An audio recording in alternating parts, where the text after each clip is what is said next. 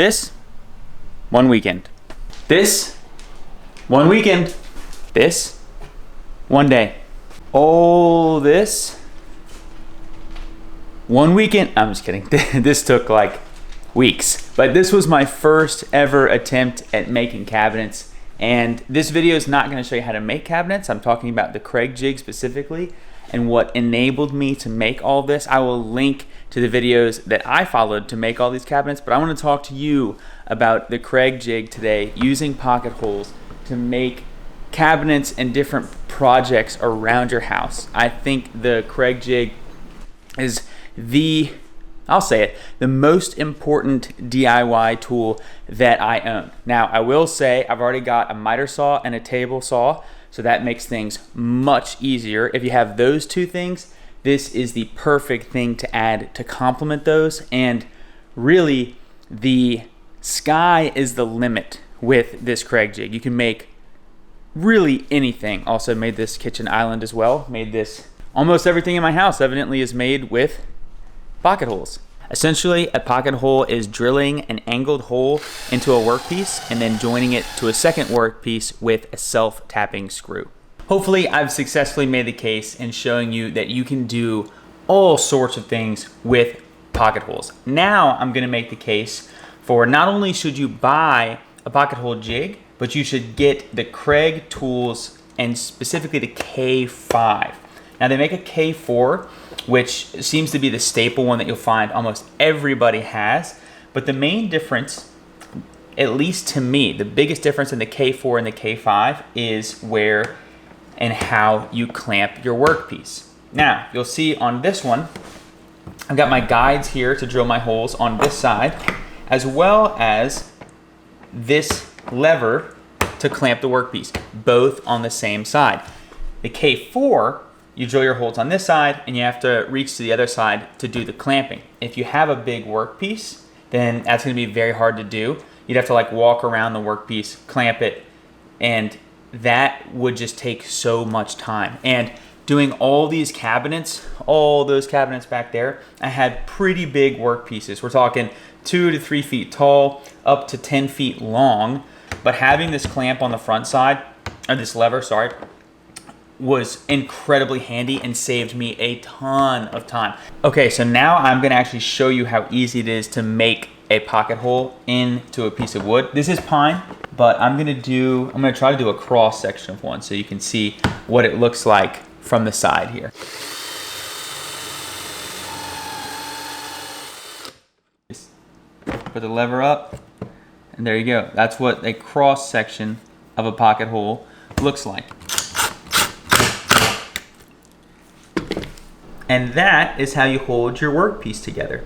And let me show you how this works without a cross section, because it's very fast and very easy. So we're gonna put 2 holes in here.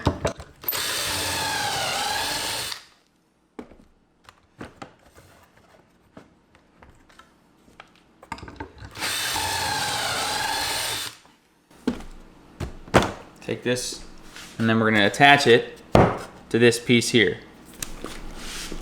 Hopefully you can see, all right?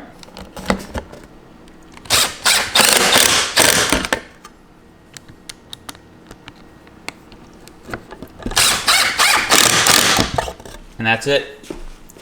And that is very strong. I mean, very, very strong. And that's just two screws, right? I normally space them, I think every like 6 to 8 inches. And then that's essentially how I'm building my cabinets. But yeah. Really easy to do there. Let's get rid of this screw here. Also, the fact that this is not a Phillips or regular is way better in my opinion. This square head just allows this bit to fall right in, and the screw sticks on there, which allows you to find the hole, drop it in, screw it in, and it's self-tapping. So it's really great, and this makes joinery a breeze, a total breeze. I have used this jig for upwards of 3,000 pocket holes, probably closer to 5,000 pocket holes to make all the cabinetry in my house. I cannot express how helpful this has been in getting me into like entry-level carpentry in order to do things like this. I am by no means an expert or a pro. I just started out with a miter saw, a table saw, and this Kreg jig, and I was digging around YouTube, finding videos of people making cabinets using pocket holes. It's incredibly easy. This goes for about $130. The K4 goes for about $100. I think going to the K5, the extra 30 bucks is well worth it. They make all kinds of other different jigs that you can use to help you out with cabinetry specifically. They have ones for hinges, ones for making holes for the pins. They've got some stuff for crown molding.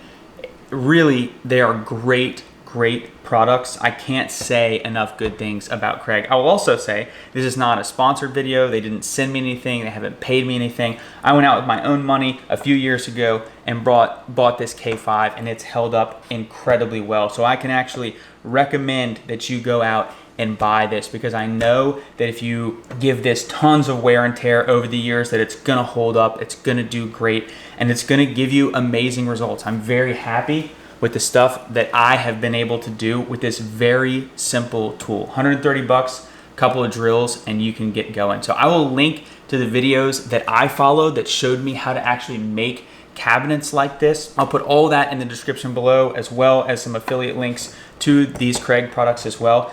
Again, I can't say enough good things about them. I'm a huge fan, and I really like that it allows regular people like you and me to just get into carpentry and make stuff like this without needing all kinds of expensive tools and a huge shop or anything.